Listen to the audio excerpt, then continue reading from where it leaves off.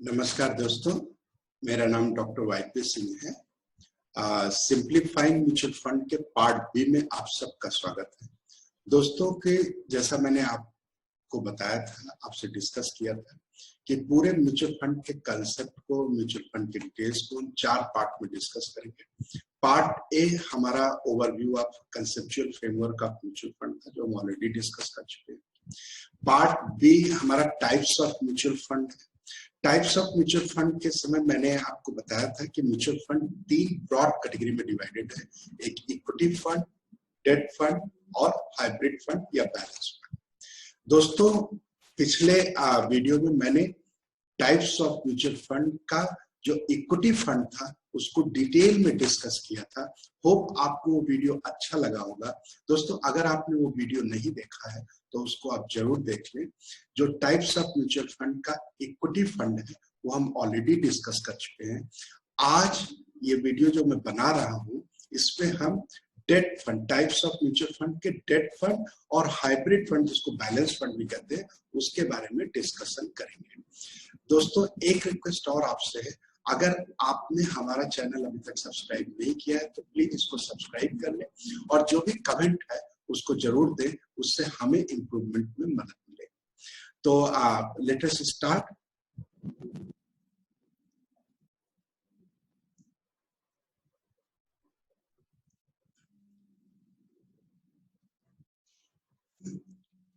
दोस्तों, जैसा कि मैंने शुरू में आपको बताया था, अगर आपको मेरी वेबसाइट देखनी है तो ये www.drYPSingh.com है और ये मेरा मोबाइल नंबर है 9935466919।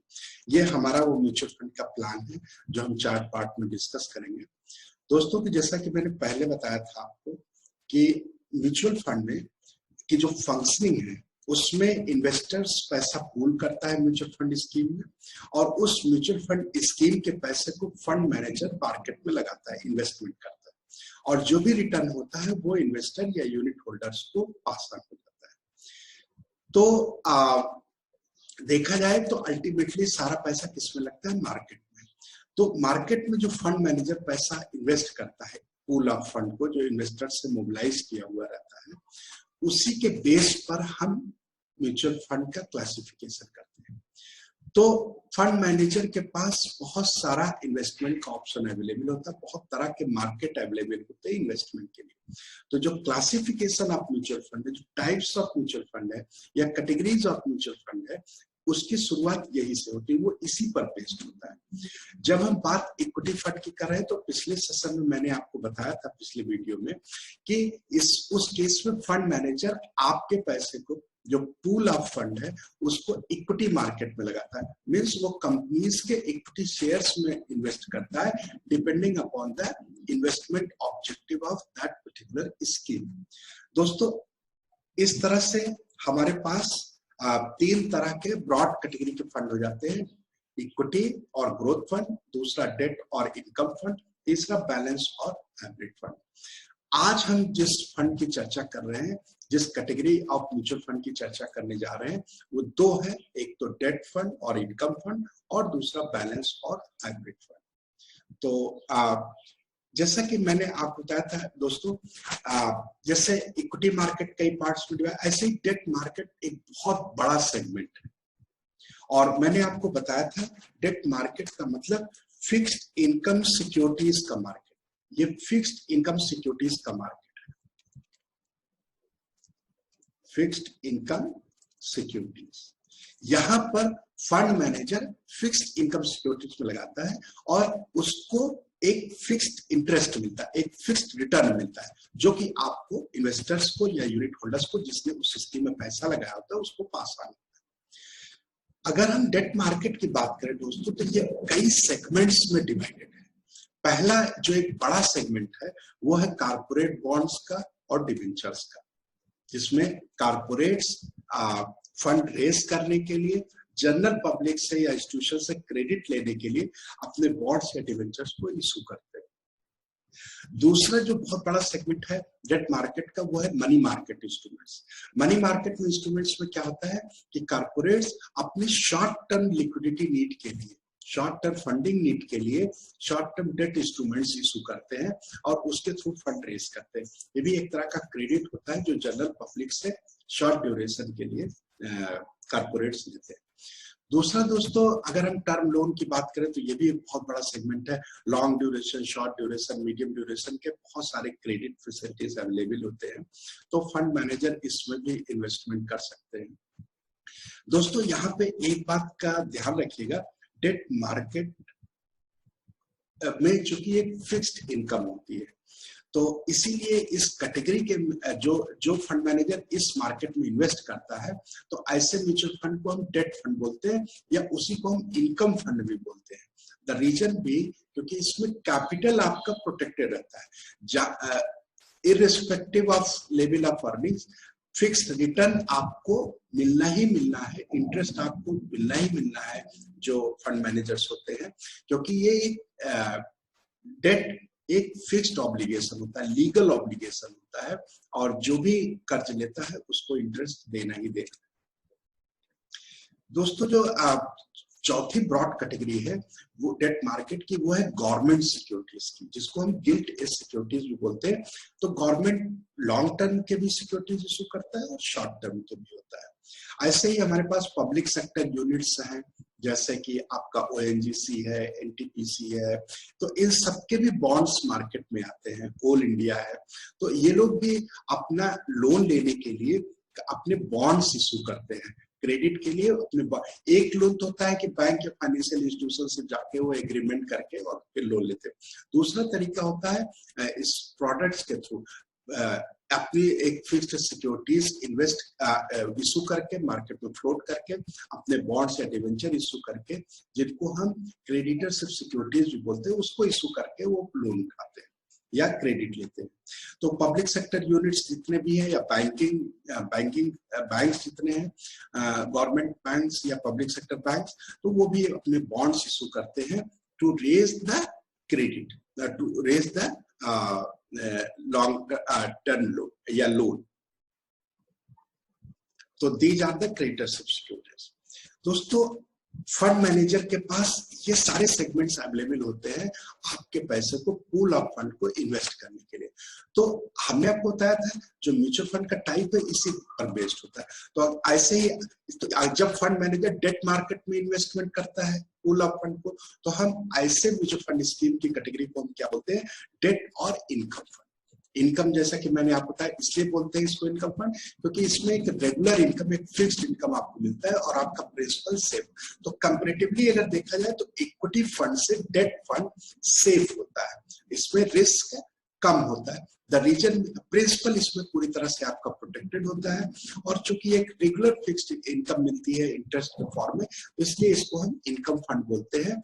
तो जिन लोगों को मार्केट में रिस्क नहीं लेना है, क्योंकि इक्विटी मार्केट का मतलब शेयर्स में आप इन्वेस्ट कर, मतलब कंपनी की ओनरशिप में इन्वेस्टमेंट कर रहा है फंड मैनेजर, वहां पर क्या हुआ कि अगर इकोनॉमिक कंडीशन खराब हुई, कंपनी की कंडीशन खराब हुई, कंपनी की परफॉर्मेंस पे अगर निगेटिव इंपैक्ट पड़ा, तो आपके शेयर्स की वैल्यू डाउन, क्योंकि अल्टीमेटली ओनर्स ही उसके प्रॉफिट या लॉस को शेयर करते हैं। यहाँ पर क्या होता है, यहाँ पर जो डेट मार्केट होता है इसमें कंपनी की परफॉर्मेंस, मार्केट परफॉर्मेंस, उसका ज्यादा इंपैक्ट नहीं होता, क्योंकि यहाँ पर एक फिक्स रेट मिलता है। तो अगर हम डेट फंड या इसके क्लासिफिकेशन की बात करें, तो again based on the investment in the various segments of debt market, इसके भी इस जो mutual fund scheme, debt fund का जो कैटेगरी है म्यूचुअल फंड स्कीम्स का, इसकी भी ढेर सारी सब कैटेगरीज हो जाती है। अगर फंड मैनेजर ने कारपोरेट बॉन्ड्स में इन्वेस्ट किया है, तो ऐसे म्यूचुअल फंड स्कीम्स को हम कारपोरेट बॉन्ड फंड बोलते हैं। अगर मनी मार्केट इंस्ट्रूमेंट, तो मनी मार्केट फंड बोलते हैं। अगर लिक्विड और अगर very short term debt instruments में फंड मैनेजर ने इन्वेस्ट किया, तो हम ऐसे फंड को हम लिक्विड फंड बोलते हैं, ऐसे म्यूचुअल फंड स्कीम्स को। या अगर टर्म लोन में है तो long term, medium term, short term duration fund हो गया। अगर गिल्ट फंड में लगाया, लॉन्ग ड्यूरेशन में लगाया, लॉन्ग टर्म गवर्नमेंट सिक्योरिटीज में लगाया तो लॉन्ग ड्यूरेशन हो गया, अदरवाइज गिल्ट फंड ही बोलते हैं। ऐसे ही पीएसयू और बैंकिंग फंड में अगर बॉन्ड्स में अगर फंड मैनेजर इन्वेस्ट किया, तो हम उसको पीएसयू और बैंकिंग फंड। तो इस म्यूचुअल फंड जो डेट म्यूचुअल फंड स्कीम्स है, डेट फंड की कैटेगरी है म्यूचुअल फंड स्कीम्स की, उसमें भी तमाम सब कैटेगरीज बन जाती है based on the exposure taken by the fund manager. तो जैसे इसमें भी थीम बेस्ड डेट फंड होते हैं, म्यूचुअल फंड स्कीम्स होती हैं। फॉर एग्जांपल कि फंड मैनेजर ने ऐसे डेट मार्केट के ऐसे इंस्ट्रूमेंट्स में लगाया है जिसको कि क्रेडिट रेटिंग एजेंसीज ने रेट किया हो अच्छी, वो अलग अलग उनका रेटिंग का तरीका होता है। हमारे पास जो टॉप क्रेडिट रेटिंग एजेंसीज है, क्रिसिल है, इकरा है, तो ये लोग रेटिंग करते रहते हैं डेट इंस्ट्रूमेंट्स की। तो अगर फंड मैनेजर ने उसको क्राइटेरिया बना के ऐसे डेट इंस्ट्रूमेंट्स में इन्वेस्टमेंट किया है तो हम उसको थीम या बेस्ड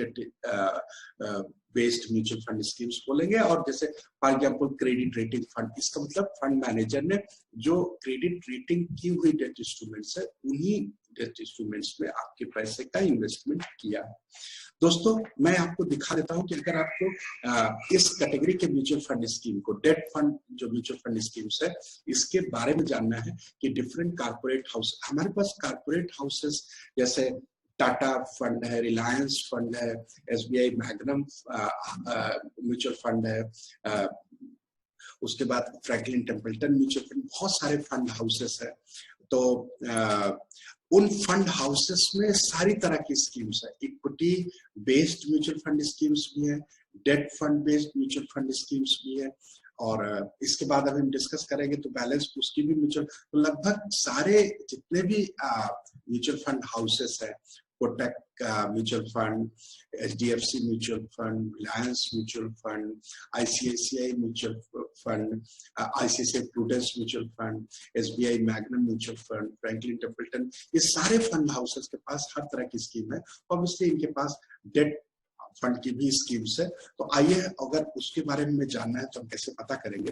तो दोस्तों जैसा कि मैंने बताया था, आप मनी कंट्रोल की साइट पर चले जाएंगे और इस साइट पर तो ये आप, हाँ, ये moneycontrol.com पर आप गए, वहां पर दोस्तों देखिए ये मैंने आप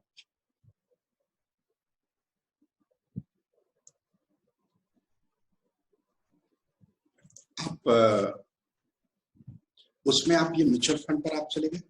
दोस्तों ये देखिए म्यूचुअल फंड पर हमने सेलेक्ट किया, और म्यूचुअल फंड पर सेलेक्ट करने के बाद दोस्तों आप फंड स्क्रीनर पर जा सकते हैं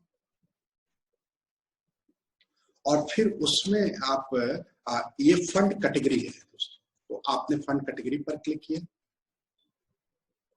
जब आपने फंड कैटेगरी पर क्लिक किया दोस्तों तो उसके अंदर देखिए ये आपका शुरू में इक्विटी फंड की सब कैटेगरीज आ गई, देन हाइब्रिड फंड की। हम आज चूंकि बात कर रहे हैं डेट फंड की, अभी हम बात कर रहे हैं, तो यहाँ पर हम जो डेट फंड है, जैसा कि हम अभी डिस्कस कर रहे थे, डेट फंड की, ये debt fund mutual fund schemes की ये सब कैटेगरीज है।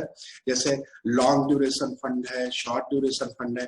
हम बात कर रहे थे अगर फंड मैनेजर ने कॉर्पोरेट बॉन्ड में इन्वेस्ट किया तो कॉर्पोरेट बॉन्ड फंड है, देन क्रेडिट रेटिंग फंड है, गिल्ड फंड है, अगर गवर्नमेंट सिक्योरिटीज में इन्वेस्ट किया, लॉन्ग ड्यूरेशन बैंकिंग फंड है, लिक्विड फंड है, अगर शॉर्ट टर्म डेट इंस्ट्रूमेंट।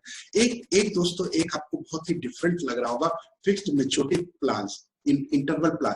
दोस्तों आप जानते हैं बैंक में आप फिक्स डिपॉजिट कर सकते हैं, एफडी कर सकते हैं। एफडी एक फिक्स इंटरवल के लिए होता है और उसपे आपको इंटरेस्ट मिलता है जो भी डिफाइंड इंटरेस्ट रेट होता है।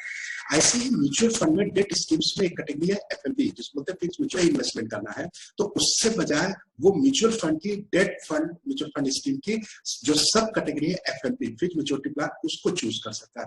इसमें कंपेरेटिवली आपको फिक्स डिपॉजिट से ज्यादा रिटर्न मिलता है, और इसका बिहेवियर, इसका जो पैटर्न है वो वैसे ही है जैसे एफडी का होता है। फिक्स्ड मैच्योरिटी प्लान का मतलब एक सर्टेन टाइम पीरियड के लिए आपका वो पैसा ब्लॉक हो जाएगा और लॉक इन पीरियड के बाद ही आप उसको विड्रॉ कर पाएंगे। तो ये एक तरह से बहुत ही स्ट्रॉन्ग सब्स्टिट्यूट है दोस्तों आपका फिक्स्ड डिपॉजिट का, that is fixed maturity plan. इसके बाद हम इसको अप्लाई कर देंगे फिल्टर को, तो we will get all the schemes launched by different fund houses under the category of mutual fund debt fund schemes.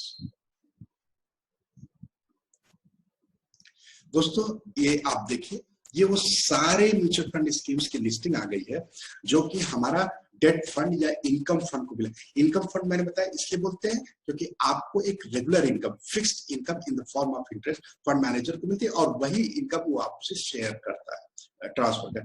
दोस्तों जो हमारे पास कन्वेंशनल जो फिक्स डेट का स्कीम्स होता है, जैसे बैंक का जो एफडी वगैरह होता है या सेविंग अकाउंट, रिकरिंग अकाउंट, इस सब में क्या होता है, जो भी इंटरेस्ट होता है उस पर वो टैक्सेबल होता है, और एक सर्टेन लिमिट के बाद अगर आप हाई टैक्स ब्रैकेट में आते हैं आपको अप्लाई होता है, आप होता है आपको टैक्स बेनिफिट मिलता है। तो ये बहुत बड़ा डिफरेंस है, टैक्स बेनिफिट का भी डिफरेंस है जब आप एफडी में करते हैं या ये वो स्कीम्स है। जैसे आप देखिए IDFC government securities fund, obviously इस ना जैसा कि मैंने आपको बताया था 1996 में म्यूचुअल फंड रेगुलेशन एक्ट आया था, और उस एक्ट में ये मैंडेटरी कर दिया गया था कि जो म्यूचुअल फंड की स्कीम्स होंगी उसके नाम में ही ये चीज इनबिल्ड होगी कि आपका पैसा किस तरह के मार्केट में और मार्केट के किस सेगमेंट में जा रहा है। तो जैसे आईडीएफसी गवर्नमेंट सिक्योरिटीज फंड है, इसका मतलब फंड मैनेजर ने आपके पैसे, इस स्कीम में जो भी पूल ऑफ फंड है और इस स्कीम का जो भी फंड मैनेजर है उसने आपके पैसे को गवर्नमेंट सिक्योरिटीज में ही इन्वेस्टमेंट किया है। फंड मैनेजर जो इन्वेस्टमेंट ऑब्जेक्टिव है स्कीम का, उसके बियॉन्ड कोई इन्वेस्टमेंट नहीं कर सकता दोस्तों। और हाँ, उस ऑब्जेक्टिव के फ्रेमवर्क में किस तरह की सिक्योरिटीज को उसको चूज करना है, ये उसका डिस्क्रिप्शन होता है। तो इसीलिए क्योंकि वो प्रोफेशनल है, वो मार्केट का एक्सपर्ट है, वो उस प्रोडक्ट और सब्जेक्ट का एक्सपर्ट है, और आप म्यूचुअल फंड में इन्वेस्ट कर रहे हैं तो इसका मतलब आप उसके कंसेप्ट, उसकी फिलॉसफी से एग्री कर रहे हैं, इसीलिए आप पैसा हैंड ओवर कर रहे हैं। तो जो पूल ऑफ फंड है वो आपने कंट्री करके उसको हैंड ओवर कर दिया, अब वो मार्केट में इन्वेस्ट कर रहा है, लेकिन under the framework of defined objective, predefined objective. अब दोस्तों जैसे आप देखिए यूटीआई कारपोरेट बॉन्ड फंड है, नाम से क्लियर है कि यहाँ पर फंड मैनेजर ने आपके पैसे, इस स्कीम में जो भी पूल ऑफ फंड है, इस स्कीम का जो भी फंड मैनेजर है उसने कारपोरेट बॉन्ड्स में इन्वेस्टमेंट किया है, और इसका जो फंड हाउस है कौन सा है, UTI mutual fund. UTI government sector का, पब्लिक सेक्टर का सबसे बड़ा म्यूचुअल फंड हाउस है, ऑर्गेनाइजेशन है, और आज की डेट में इंडिया का भी ये सबसे बड़ा फंड हाउस है across all the fund houses. तो जैसे आप देखिए नीचे ये दिया हुआ है, ये सारे वो म्यूचुअल फंड स्कीम्स है जो कि अंडर द डेट फंड है। तो ये एक्सक्लूसिवली, आप जैसे नीचे देखिए दोस्तों, एसबीआई क्रेडिट रिस्क फंड है। अब इस फंड का फंड हाउस कौन है, SBI mutual fund, SBI mutual fund है। तो SBI mutual fund fund house है, उसका जो डेट फंड के कैटेगरी है, उसके अंडर जो म्यूचुअल फंड स्कीम्स है उसमें ये एसबीआई क्रेडिट रिस्क ये फंड, ये डेट फंड कैटेगरी का म्यूचुअल फंड स्कीम है। और इसमें नाम से क्लियर है कि जो फंड मैनेजर है उसने इस स्कीम का जो भी पूल ऑफ फंड है उसको ऐसे डेट इंस्ट्रूमेंट्स में पैसा इन्वेस्ट किया है जिसको क्रेडिट रेटिंग एजेंसीज ने प्रॉपर्ली रेट किया हुआ है। तो जो अनरेटेड डेट इंस्ट्रूमेंट्स है उसमें इसका मतलब फंड मैनेजर इन्वेस्टमेंट नहीं कर सकता। तो अब जैसे bank of India AXA liquid fund है, नाम से क्लियर है, इसमें फंड मैनेजर ने जो शॉर्ट टर्म ड्यूरेशन के मनी मार्केट इंस्ट्रूमेंट्स है उसमें इन्वेस्टमेंट किया होगा। तो दोस्तों ये वो म्यूचुअल फंड स्कीम्स है। तो हमने आपको बताया कि जो म्यूचुअल फंड स्कीम्स है वो 3 ब्रॉड कैटेगरीज में, एक है इक्विटी फंड और दूसरा है डेट फंड। तो ये डेट फंड या इनकम फंड की म्यूचुअल फंड स्कीम्स का लिस्ट है, launch by different fund houses, और इंडिया में बहुत सारे प्रोमिनेंट फंड हाउसेस है, और उन्हीं फंड हाउसेस ने लगभग हर कैटेगरी के म्यूचुअल फंड स्कीम्स को लॉन्च किया हुआ है।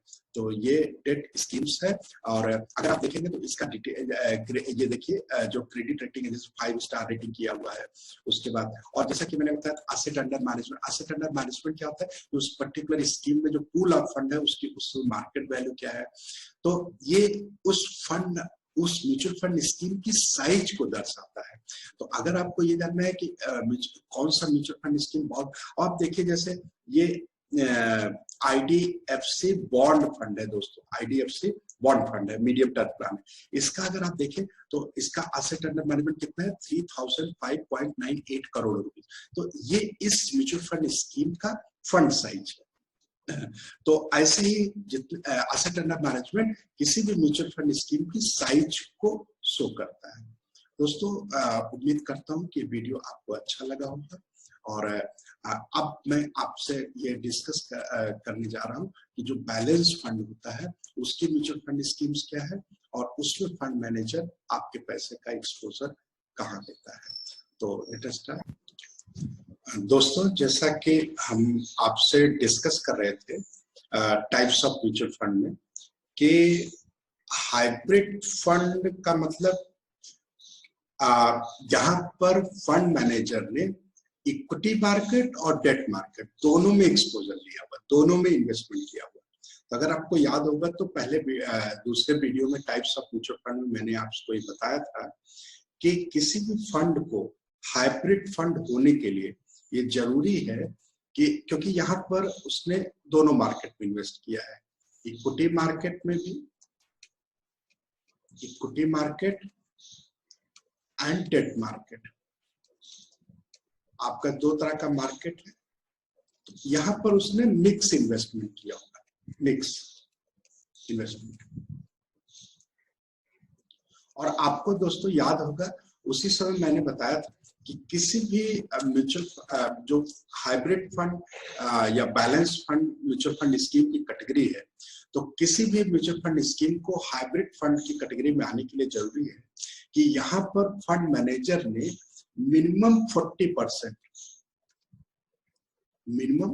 40% का एक्सपोजर लेना जरूरी है, either of the market, either equity market में, इक्विटी मार्केट उसको 40% का एक्सपोजर लेना जरूरी है।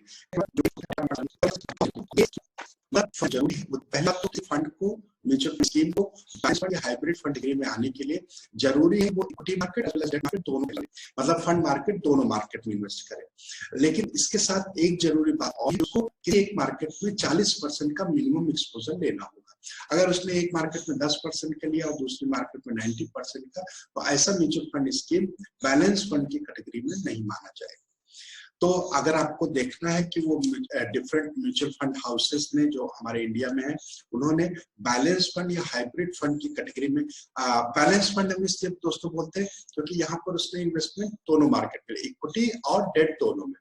तो अगर इक्विटी मार्केट में उसको थोड़ा बहुत रिस्क मिला, तो जो डेट फंड डेट मार्केट है वो चूंकि उसमें फिक्स्ड इनकम होते हैं, तो वो उसको न्यूट्रलाइज कर देता है इफेक्ट को, और थोड़ा आपको एक minimum level of return assure हो जाता है, लगभग श्योर हो जाता है। तो अगर हमें ये देखना है कि जो बैलेंस फंड है या हाइब्रिड फंड है, उसकी म्यूचुअल फंड स्कीम्स की कैटेगरी, म्यूचुअल फंड स्कीम्स के लिस्ट को देखना है, तो आगे दोस्तों जैसा मैंने आप बताया था कि आप moneycontrol.com की साइट पर जाएंगे, वहां पे आप म्यूचुअल फंड को चूज करेंगे, और म्यूचुअल फंड को चूज करने के बाद आप उसमें म्यूचुअल फंड स्क्रीनर को चूज करेंगे, और with in the mutual fund screeners आप ये देखिए फंड कैटेगरी को आप चूज कर लेंगे, और उस फंड कैटेगरी में आपके पास इक्विटी, हाइब्रिड, डेट, ये तीनों तरह की कैटेगरी का दिया हुआ है। तो हाइब्रिड फंड में दोस्तों ये सब कैटेगरीज है, aggressive hybrid fund, conservative hybrid fund. तो ऑब्वियसली ये फंड मैनेजर के अप्रोच पे डिपेंड करता है, उसकी फिलॉसफी, उसके कंसेप्ट पे। तो मैंने जैसा कि मैंने आपको बताया था, म्यूचुअल फंड स्कीम का ऑब्जेक्टिव पहले से ही डिफाइंड होता है, और फंड मैनेजर को उसी ऑब्जेक्टिव के तहत मार्केट में एक्सपोजर लेना पड़ता है। जो पूल ऑफ फंड है, जो स्कीम का पैसा है, उसको इन्वेस्ट करना होता है। तो एग्रेसिव का मतलब यहाँ फंड मैनेजर एग्रेसिवली जो है एक्टिव, मोर एक्टिव फॉर्म में ऐसे मार्केट के ऐसे इंस्ट्रूमेंट्स में, चाहे वो डेट मार्केट हो, इक्विटी मार्केट हो, वहां इन्वेस्ट करता है जहां पर वो चूंकि रिस्क लेता है तो ज्यादा रिटर्न की संभावना है। कंजर्वेटिव का मतलब यहाँ पर फंड मैनेजर रिस्क एवर्स है। तो रिस्क एवर्स होने का मतलब चाहे वो डेट मार्केट हो चाहे इक्विटी मार्केट में, जो लेस रिस्क कैटेगरी के इंस्ट्रूमेंट्स है उसमें इन्वेस्ट करेगा। और ये बाकी की सब कैटेगरीज है।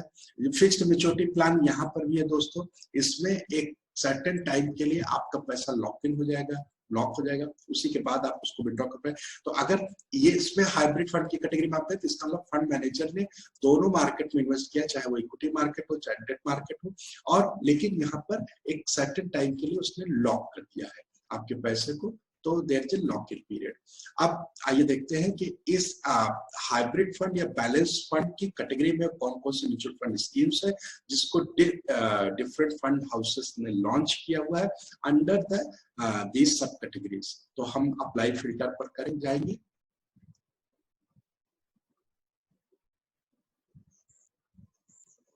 और अप्लाई फिल्टर पर जाने के बाद हमें वो सारे म्यूचुअल फंड स्कीम्स मिलेंगे under the category of hybrid fund और debt fund mutual fund schemes, जो कि डिफरेंट फंड हाउसेस ने लॉन्च किया है और जो आपको इन्वेस्टमेंट के लिए अवेलेबल है।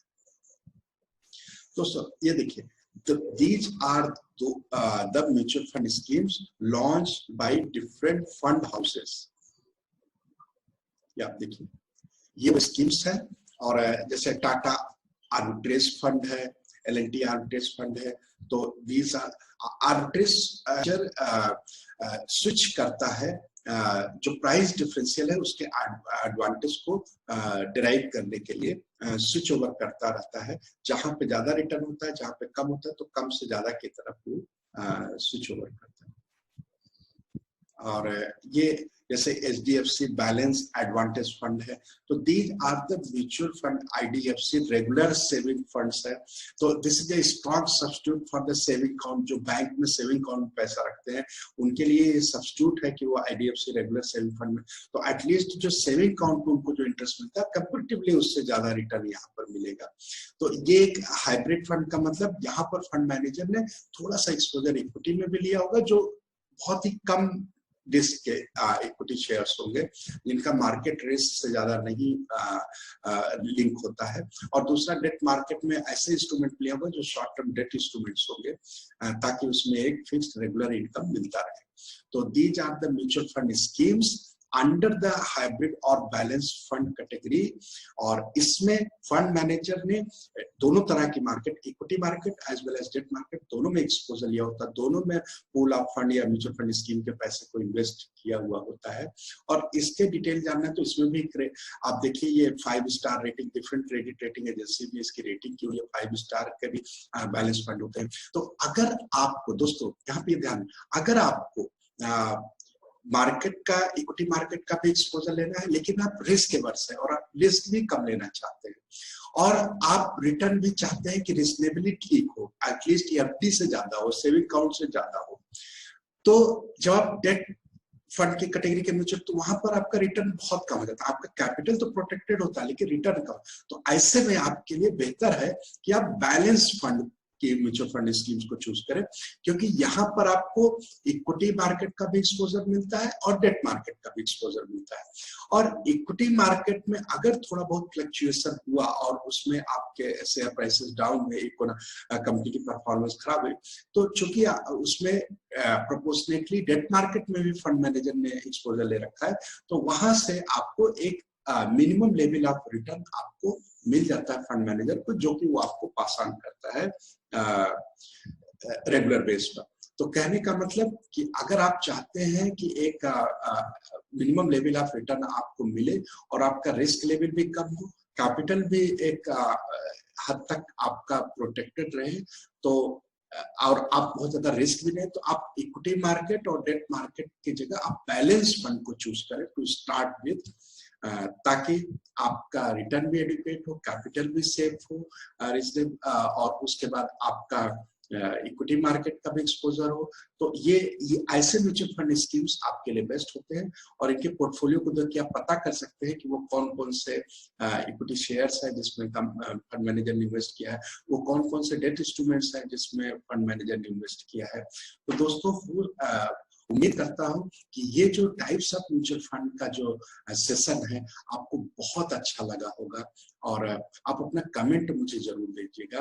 तो इसको मैंने बहुत डिटेल में डिस्कस किया है, क्योंकि यही वो म्यूचुअल फंड स्कीम्स है जहां पे आपको अपने पैसे को इन्वेस्ट करना होता है, ताकि आप रिजनेबली करेक्टली अपने रिस्क एपिटाइट को देखते हुए आप चूज कर सके सही म्यूचुअल फंड स्कीम्स को इन्वेस्टमेंट के लिए। तो पहले पार्ट के वीडियो मैंने इक्विटी फंड कैटेगरी के म्यूचुअल फंड स्कीम्स को डिस्कस किया था, क्या होते हैं उसके कदर, और इस पार्ट में मैंने डेट और बैलेंस या हाइब्रिड म्यूचुअल फंड स्कीम्स की कैटेगरी को डिस्कस किया है। तो thank you so much and